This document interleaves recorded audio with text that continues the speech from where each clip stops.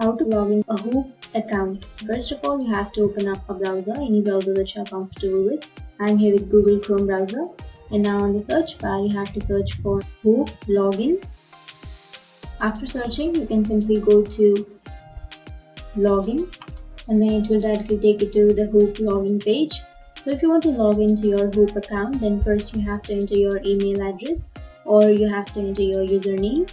And after entering your email or your username, you have to enter your password. But if you forgot your password and if you want to reset or recover your password, then you will have forgot your password option. You can simply click on that and then you can reset or recover it. But if you don't have an account and if you want to create an account, then you can go to register, which is on the upper right corner, and then you have to enter these valuable informations, and then you can simply click on register and you can register your account.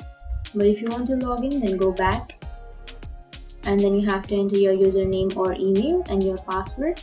And if you want to keep your credentials, like if you want to save your credentials on your laptop or PC, then you can click on here.